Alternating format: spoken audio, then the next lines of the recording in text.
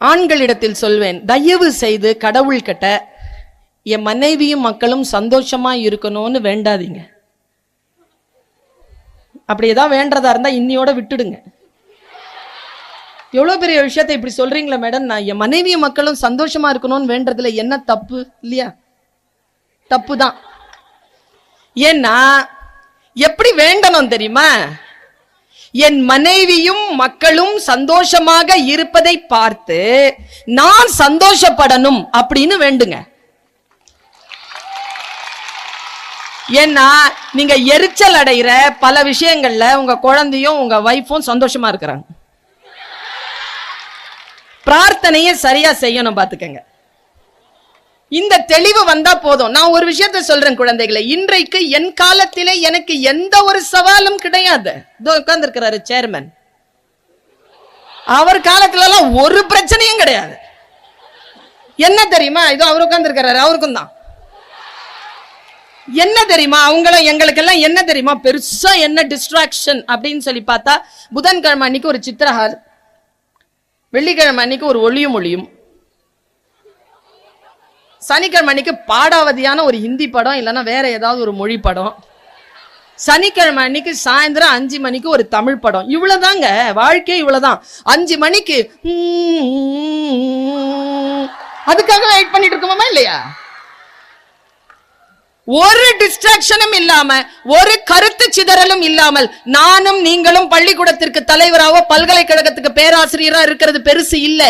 எத்தனையோ டிஸ்ட்ராக்ஷன் இருந்தாலும் இந்த சமூகத்தில் நின்று ஜெயிப்பேன் என்று சொல்லக்கூடிய இந்த தலைமுறை தான் நம் தலைமுறையை காட்டிலும் மிக மிக சவால் நிறைந்தது, புத்திசாலித்தனமானது என்பதனை நான் சொல்கிறேன். எங்களை விட நீதான் கிரேட். ஏன் தெரியுமா? எங்களுக்கு கெட்டு போறதுக்கு வழியே கிடையாது, அதனால நாங்க ஒழுக்கமா இருக்கோம். ஆனால் உனக்கு கெட்டு போவதற்கு 1000 வழிகள் இருந்தாலும் கெட்டு போக மாட்டேன் என்று நின்று ஜெயிக்கக்கூடிய நீதான் இந்த உலகத்தில் எல்லா தலைமுறைகளையும் வழிபடுத்துகின்ற மிக சிறப்பான ஒரு தலைமுறை என்பதை மட்டும் நினைவில் வைத்துக்கொள். ஒரு பொறுப்புணர்வோடு நீ இந்த உலகத்தை சந்திக்க வேண்டும் என்பதற்காக சொல்கிறேன். நான் என் பிரார்த்தனையை மாற்றி இருக்கிறேன் இந்த கொரோனா காலத்துல. என்ன தெரியுமா? எனக்கு இது கொடு அது கொடுன்னு நான் கேட்கறது இல்லைங்க. சாமி கிட்ட போய் அதெல்லாம் கேட்கறது இல்ல. என்ன தெரியுமா கேட்கிறேன்? நல்ல கவனமா கேளுங்க. நான் கேட்கிறது இதுதான், இறைவா, எதை என்னால் மாற்றிவிடவே முடியாதோ அதை ஏற்றுக்கொள்வதற்கான மனப்பக்குவத்தை எனக்கு தருவாயாக. சரியா? என்னால மாற்ற முடியாது, சில விஷயங்களை என்னால மாற்ற முடியாது, அதை நான் ஏற்றுக்கொள்ள வேண்டும். எதை என்னால் மாற்றிவிட முடியுமோ அதை மாற்றுவதற்கான மன எழுச்சியையும் செயல் ஆக்கத்தையும் எனக்கு தருவாயாக.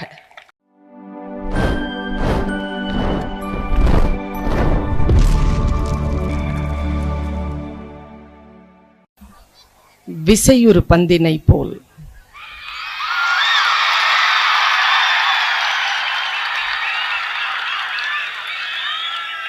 விசை உறும் பந்தினை போல் உள்ளம் வேண்டியபடி செல்லும் உடல் கேட்டேன், நசையறு மனம் கேட்டேன், தேடி சோறு நிதம் தின்று பல சின்னஞ்சிறு கதைகள் பேசி மனம் வாடி துன்பமிக உழன்று பிறர் வாட பல செயல்கள் புரிந்து நரை கூடி கிழப்பருவம் எய்தி கொடுங்கூற்றுக்கு இறை எனப்பின் மாயும் பல வேடிக்கை மனிதரை போலே நானும் வீழ்வேன் என்று நினைத்தாயோ?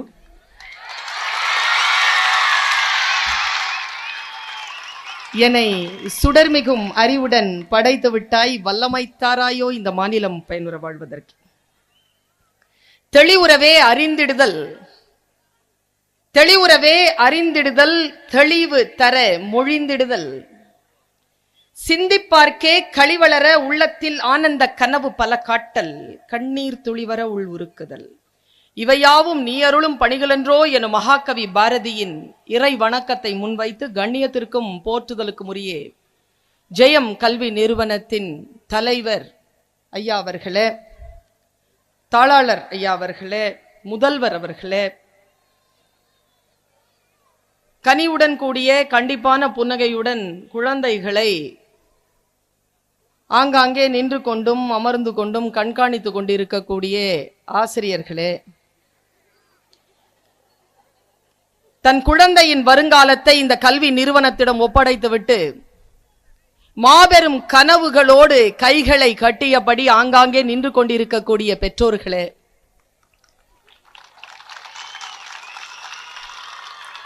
எங்கள் வாழ்க்கை தானே, வருவது வரட்டும், பார்த்து கொள்ளலாம் என்கின்ற உற்சாகத்தோடு அமர்ந்திருக்கும் என் உயிரினும் மேலான மாணவ கண்மணிகளே, உங்கள் அத்துணை பேரையும் இந்த நல்ல நேரத்தில் வணங்கி மகிழ்கிறேன். விளையாடிக் கொண்டிருக்கின்ற சிறிய குழந்தைக்கு முதுகிற்கு பின்னால் யாரோ பளார் என்று அறைந்தால் எப்படி இருக்குமோ அப்படி வந்து சேர்ந்தது 2 ஆண்டுகளாக இந்த கொரோனா என்கின்ற நுண் நோய் கிருமி தொற்று. பள்ளிக்கூடத்திற்கு போக முடியாது, பாடங்களை படிக்க முடியாது, நிம்மதியாகவும் இருக்க முடியாது,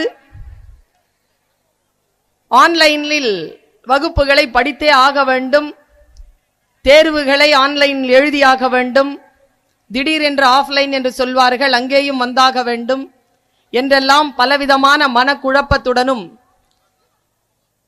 உயிர் தவிப்புடனும் இந்த காலகட்ட மாணவ கண்மணிகளே உங்களை கடந்து போயிருக்கிறது.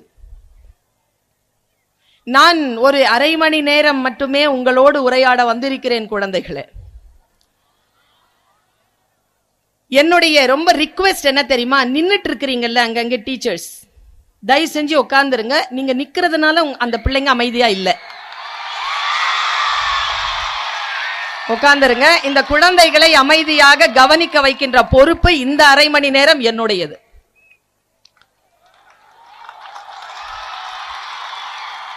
அதுக்கப்புறமா இந்த வீடியோ ஆன் பண்ணிட்டு நின்னுட்டு இருக்கக்கூடிய 2 சகோதரர்கள் தயவு செஞ்சு கீழே இறங்குங்க. நீங்க ஒரு 20 பேரை மறைச்சுக்கிட்டு இருக்கிறீங்க.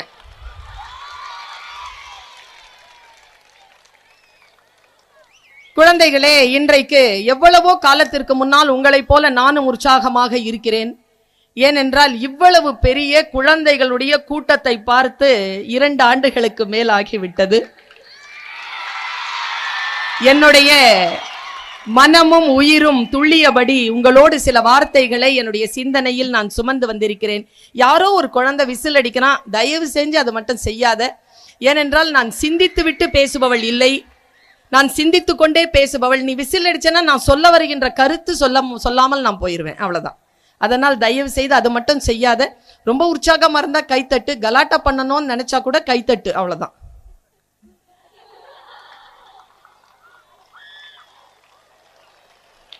இந்த கைத்தட்டு பாராட்டிற்கான கைத்தட்டு, நன்றி.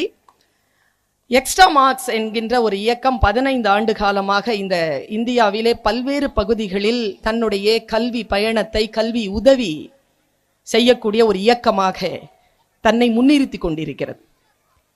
இது தமிழகத்திற்கு இப்பொழுது சமீபமாக மிக முக்கியமாக எல்லா குழந்தைகளையும் போய் சேர வேண்டும் என்கின்ற முனைப்போடு வந்திருக்கிறார்கள். நான் அவர்களை பற்றி நிறைய பேசுவதற்காக இங்கே வரவில்லை. ஏனென்றால் ப்ராடக்ட் உங்ககிட்ட இருக்கு, அவங்க உங்களுக்கு என்ன செய்ய போறாங்கிறது தெரிஞ்சிருச்சு. எனக்கு என்ன ஒரே ஒரு விஷயம்னா, இந்த கையில வச்சிருக்கிறோம்ல, நான் இதுக்கு அழகா ஒரு செல்ல பெயர் வச்சிருக்கிறேன், கொல்லிக்கட்டை. நமக்கு நாமே வச்சுக்கிற தீ. இது ஏற்கனவே நான் கல்லூரிகளில் இதெல்லாம் கொரோனா வர்றதுக்கு முன்னால எங்க காலேஜ்லயோ ஸ்கூல்லையோ இந்த செல்போன் யாராவது எடுத்துட்டு வந்தா அதை பிடிக்கிற கங்காணி நான் தான். ஆனா இன்னைக்கு என்ன சொல்றேன்னா, எல்லார்கிட்டையும் செல்போன் இல்லைன்னா கிளாஸ்க்குள்ள வர முடியாது என்று எல்லோரையும் செல்போன் வாங்க வைக்கக்கூடிய, கொண்டு வந்து தான் ஆக வேண்டும் என்று சொல்லக்கூடிய சூழலுக்கு காலம் என்னை தள்ளி இருக்கிறது. உங்கள் அத்துணை பேரிடமும் ஒரே ஒரு விஷயத்தை சொல்கிறேன். உன் தாய் வயது எனக்கு. ஒரே ஒரு விஷயத்தை மட்டும் சொல்றேன் பாப்பா, மனசுல நல்லா கவனமா வச்சுக்கோ. எதை ஒழிக்க முடியாதோ அதை முறைப்படுத்த வேண்டும். இப்போ இந்த கேட்ஜெட் இல்லாம, இந்த போன் இல்லாம நம்மளால இருக்க முடியாதுங்கிற சூழல். இந்த போனை வச்சுட்டு என்னென்னலாம் நன்மைகள் செய்யலாமோ அதையெல்லாம் செய்யக்கூடிய ஒரு வாய்ப்பு இந்த அப்ளிகேஷன் உனக்கு தரும். நான் வளர்ந்ததற்கு காரணம் வெறும் வகுப்பறை மட்டும் அல்ல. என்னை வளர்த்தது லைப்ரரி, என்னை வளர்த்தது சிந்தனையாளர்களுடைய பேச்சு, என்னை வளர்த்தது பல நூல்கள். நான் அப்படித்தான் என்னை நான் ஸ்தாபனம் செய்து கொண்டேன். வகுப்பறைகளை மட்டும் நம்பி நான் எப்பொழுதுமே இருந்தது கிடையாது. நான் எப்படி வகுப்பறைகளை மட்டுமே நம்பி இல்லையோ, நீயும் வகுப்பறைகளை மட்டும் நம்பி உன்னுடைய வாழ்க்கையை முடிவு செய்யாமல் அறிவு தேடலை நீ துவங்க வேண்டும் என்று சொல்லுவதற்காகத்தான் நான் இங்கே வந்திருக்கிறேன். எவ்வளவுக்கு எவ்வளவு முடிகிறதோ வகுப்பறையை பயன்படுத்து, ஆனால் அதை மட்டுமே நம்பிக்கொண்டு இருந்து விடாதே. வாழ்க்கையில் நமக்கு பல வாய்ப்புகள் வந்து சேரும். அந்த வாய்ப்புகளை நாம் சரியாக புரிந்து கொள்ளுவது என்பதுதான் இன்றைக்கு நமக்கு முன்னால் இருக்கக்கூடிய மிகப்பெரிய சவால். சமீப காலமாக நான் இப்படித்தான் என் பிரார்த்தனையை வைக்கிறேன் குழந்தைகளை. முதல்லலாம் எப்படி பிரார்த்தனை வைப்பேன் தெரியுமா? நான் சொல்றது பெற்றோர்களுக்கு புரியும், குழந்தைகளுக்கு புரியாது. இன்னொரு 5-6 வருஷத்துல அவங்களுக்கும் புரிஞ்சிடும். ஆண்களிடத்தில் சொல்வேன், தயவு செய்து கடவுள் கிட்ட என் மனைவியும் மக்களும் சந்தோஷமா இருக்கணும்னு வேண்டாதீங்க. அப்படி ஏதாவது வேண்டதா இருந்தா இன்னியோட விட்டுடுங்க. எவ்வளவு பெரிய விஷயத்தை இப்படி சொல்றீங்களா மேடம்? நான் என் மனைவியும் மக்களும் சந்தோஷமா இருக்கணும்னு வேண்டதுல என்ன தப்பு? இல்லையா? தப்பு தான். ஏன்னா எப்படி வேண்டணும் தெரியுமா? என் மனைவியும் மக்களும் சந்தோஷமாக இருப்பதை பார்த்து நான் சந்தோஷப்படணும் அப்படின்னு வேண்டுங்க. ஏன்னா நீங்க எரிச்சல் அடைகிற பல விஷயங்கள்ல உங்க குழந்தையும் உங்க வைஃபும் சந்தோஷமா இருக்கிறாங்க. பிரார்த்தனையை சரியா செய்யணும், பாத்துக்கங்க. இந்த தெளிவு வந்தா போதும். நான் ஒரு விஷயத்த சொல்றேன் குழந்தைகளை, இன்றைக்கு என் காலத்திலே எனக்கு எந்த ஒரு சவாலும் கிடையாது. உட்கார்ந்து இருக்கிறாரு சேர்மன், அவர் காலத்துல எல்லாம் ஒரு பிரச்சனையும் கிடையாது. என்ன தெரியுமா? இதோ அவர் உட்கார்ந்து இருக்கிறாரு, அவருக்கும் தான். என்ன தெரியுமா அவங்களும் எங்களுக்கெல்லாம் என்ன தெரியுமா பெருசா என்ன டிஸ்ட்ராக்ஷன் அப்படின்னு சொல்லி பார்த்தா, புதன்கிழமை அன்னைக்கு ஒரு சித்திரஹார், வெள்ளிக்கிழமை அன்னைக்கு ஒரு ஒளியும் ஒளியும், சனிக்கிழமை அன்னைக்கு பாடாவதியான ஒரு ஹிந்தி படம் இல்லைன்னா வேற ஏதாவது ஒரு மொழி படம், சனிக்கிழமை அன்னைக்கு சாயந்தரம் 5 மணிக்கு ஒரு தமிழ் படம். இவ்வளவுதாங்க வாழ்க்கை, இவ்வளவுதான். 5 மணிக்கு அதுக்காக வெயிட் பண்ணிட்டு இருக்கோமா இல்லையா? ஒரு டிஸ்ட்ராக்ஷனும் இல்லாம, ஒரு கருத்து சிதறலும் இல்லாமல் நானும் நீங்களும் பள்ளிக்கூடத்திற்கு தலைவராவோ பல்கலைக்கழகத்துக்கு பேராசிரியரா இருக்கிறது பெருசு இல்ல. எத்தனையோ டிஸ்ட்ராக்ஷன் இருந்தாலும் இந்த சமூகத்தில் நின்று ஜெயிப்பேன் என்று சொல்லக்கூடிய இந்த தலைமுறை தான் நம் தலைமுறையை காட்டிலும் மிக மிக சவால் நிறைந்தது, புத்திசாலித்தனமானது என்பதனை நான் சொல்கிறேன். எங்களை விட நீதான் கிரேட். ஏன் தெரியுமா? எங்களுக்கு கெட்டு போறதுக்கு வழியே கிடையாது, அதனால நாங்க ஒழுக்கமா இருக்கோம். ஆனால் உனக்கு கெட்டு போவதற்கு 1000 வழிகள் இருந்தாலும் கெட்டு போக மாட்டேன் என்று நின்று ஜெயிக்கக்கூடிய நீதான் இந்த உலகத்தில் எல்லா தலைமுறைகளையும் வழிபடுத்துகின்ற மிக சிறப்பான ஒரு தலைமுறை என்பதை மட்டும் நினைவில் வைத்துக்கொள். ஒரு பொறுப்புணர்வோடு நீ இந்த உலகத்தை சந்திக்க வேண்டும் என்பதற்காக சொல்கிறேன். நான் என் பிரார்த்தனையை மாற்றி இருக்கிறேன். இந்த கொரோனா காலத்துல என்ன தெரியுமா, எனக்கு இது கொடு அது கொடுன்னு நான் கேட்கறது இல்லைங்க. சாமி கிட்ட போய் அதெல்லாம் கேட்கறது இல்லை. என்ன தெரியுமா கேட்கிறேன்? நல்ல கவனமா கேளுங்க. நான் கேட்கிறது இதுதான், இறைவா, எதை என்னால் மாற்றிவிடவே முடியாதோ அதை ஏற்றுக்கொள்வதற்கான மனப்பக்குவத்தை எனக்கு தருவாயாக. சரியா? என்னால மாற்ற முடியாது, சில விஷயங்களை என்னால மாற்ற முடியாது, அதை நான் ஏற்றுக்கொள்ள வேண்டும். எதை என்னால் மாற்றிவிட முடியுமோ அதை மாற்றுவதற்கான மன எழுச்சியையும் செயல் ஆக்கத்தையும் எனக்கு தருவாயாக. என்னால எதை மாற்ற முடியுமோ அதை மாற்றுவதற்கான மன எழுச்சியும் செயல் ஆக்கத்தையும் எனக்கு தருவாயாக. எது என்னால் மாற்ற முடியும், எது என்னால் மாற்ற முடியாது என்று பிரித்து அறியக்கூடிய ஞானத்தை எனக்கு வழங்குவாயாக. இதுதான் குழந்தைகளை நான் இப்போ வேண்டேன். சரியா? இந்த உலகத்திலேயே நான் எப்பவுமே சொல்லுவேன், என் குழந்தைகளை பார்த்து சொல்லுவேன். அதை நிறைய டைம்ல நான் வந்து குழந்தைகளுக்கு பேசி இருக்கிறேன், அந்த யூடியூப்ல எல்லாம் இருக்கு. உங்ககிட்ட நினைவுபடுத்துறதுக்காக சொல்றேன். இந்த எக்ஸ்ட்ரா மார்க்ஸ் அமைப்பினர் கோச்சிக்கப்படாது. நீங்க 2 பேரும் இல்லையா? அங்க இருக்கிறீங்க, நீங்க கோச்சிக்கப்படாது. என்னன்னா, எனக்கு ஃபர்ஸ்ட் மார்க் வாங்குற குழந்தைய பிடிக்காது.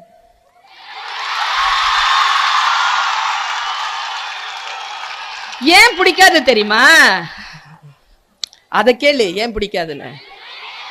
ஏன்னா எக்ஸாமினேஷன் ஹால்லடா, எக்ஸாம் 8th ஸ்டாண்டர்ட், அப்போ வந்து அது பொது தேர்வு எங்களுக்கு. எக்ஸாமினேஷன் ஹால்ல சொல்வடா அவ ஒண்ணுமே படிக்கலப்பா. நான் நினைச்சிருக்கேங்க, ஒண்ணுமே படிக்காத இது ஃபர்ஸ்ட் மார்க் வாங்கும் போது ஒண்ணுமே படிக்கலையே, நிச்சயமா நம்ம வாழ்க்கையில உருப்பற்ற போறோம் நம்பி இருக்கிறேங்க நானு.